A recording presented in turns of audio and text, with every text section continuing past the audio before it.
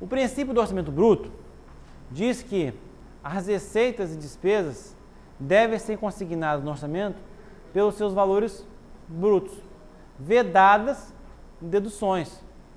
Por exemplo, se eu tenho uma dívida com o Paulo, né, e o Paulo tem uma dívida comigo, né, o que pode acontecer? Bem, se ele me deve 10 e eu devo 5 para ele, basta ele me pagar 5 que está resolvido, né? Só que na contabilidade eu não posso contabilizar apenas um direito dele contra ele de 5 e ele uma obrigação comigo de 5. Não, eu tenho que contabilizar o quê? O total da minha dívida com ele, o total dos meus direitos com ele.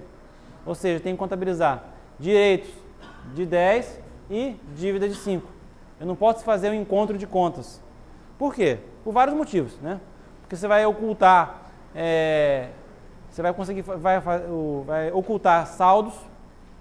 Por exemplo, na minha contabilidade não ia aparecer dívida, porque eu tenho mais dívidas, tenho mais direitos do que dívidas, ia ocultar uma conta. Isso aí vai contra o quê? O princípio da universalidade, por exemplo, né? Que diz que todas as receitas e despesas devem estar incluídas no orçamento. Isso aí, vamos dizer assim, favorece desequilíbrios, porque o ativo tem uma forma de contabilização, o passivo tem outra forma. O passivo você deve, sempre possível, aumentar, é o princípio da prudência. O ativo, sempre possível, deve diminuir, né? Então, eles têm critérios de avaliação diferentes, né? Em grosso modo, né? Então, se você mata o seu passivo com o seu ativo, faz um encontro de contas, né? Só mais, né? Você acaba o quê? Não observando esses princípios contábeis, né? Que são outros, né? Prudência, registro pelo valor histórico, né? Então, você não pode fazer o quê? O encontro de contas. A compensação entre receitas e despesas ou entre ativos e passivos, tá? Então, segundo o princípio do orçamento bruto, as receitas e despesas devem constar da lei orçamentária e de créditos adicionais pelos valores brutos, sem nenhuma dedução.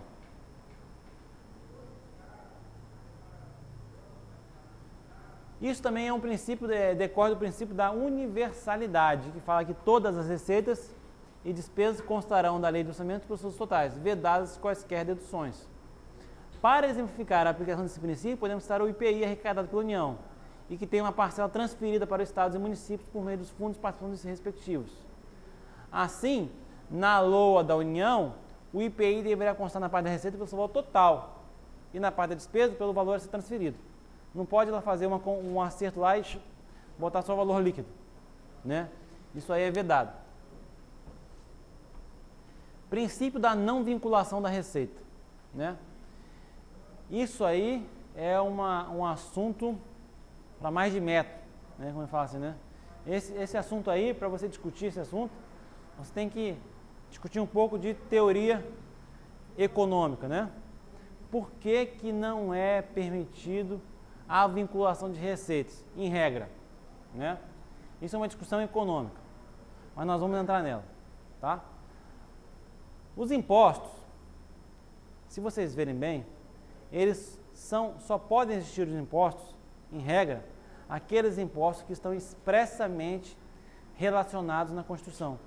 Vocês veem que a Constituição, ela o quê?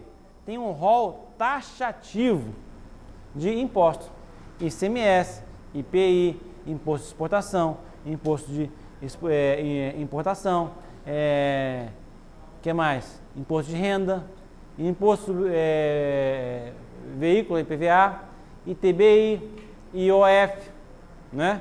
É um rol taxativo. Por que é um rol taxativo? Né? Você vai ver que taxas, né? As taxas, não existe definição de taxas na Constituição, né? Lá não fala que os estados podem instituir taxas para a polícia, taxa de incêndio, taxa disso, taxa daquilo. Não tem. Por que não tem? Né? Você vê que as contribuições também não tem um rol taxativo, não é um rol fechado. Os estados têm competências, a União tem competências para instituir contribuições sociais e deixam em aberto, né? Porque a Constituição definiu claramente os fatos geradores, os núcleos geradores, os contribuintes, vamos dizer assim, dos impostos, e não fez isso relativamente às taxas, não fez isso relativamente às contribuições. Por quê? Porque os impostos é um tipo de tributo que a gente chama de tributo não vinculado a uma contraprestação estatal específica. Ou seja, se não tem um serviço que o Estado forneça para você em razão do pagamento daquele imposto, como que ele ia te cobrar, né? Vamos dizer assim, voluntariamente, né? No caso da contribuição social, vamos dizer assim, para você se aposentar, né?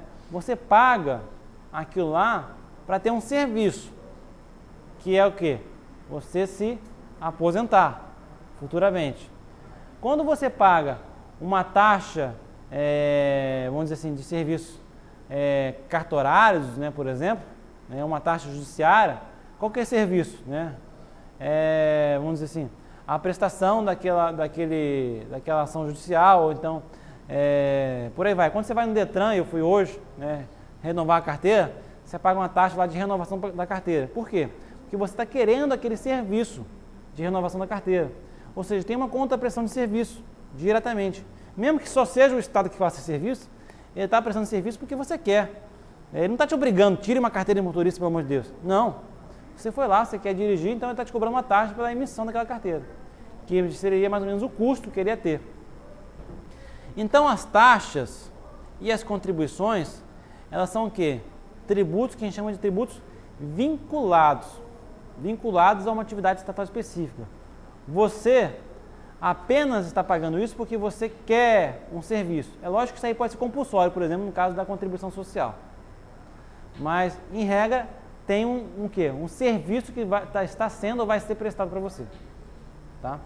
Agora, no caso dos impostos, não tem nenhum serviço específico que vai ser prestado para você. Você não paga IPVA para ter as ruas asfaltadas, bonitinhas. Você não paga o IPTU para ter segurança, para ter sua rua iluminada. Não paga. Você paga o IPVA porque você tem carro. Você paga IPTU porque você tem casa. Você paga ITBI porque você comprou um imóvel, né? Você paga o imposto de renda porque você tem renda, né? Não é para nada específico em relação a você. Ou seja, se não é para nada específico em relação a você, né? Como é que eu vou vincular essa receita a alguma coisa? Não tem como.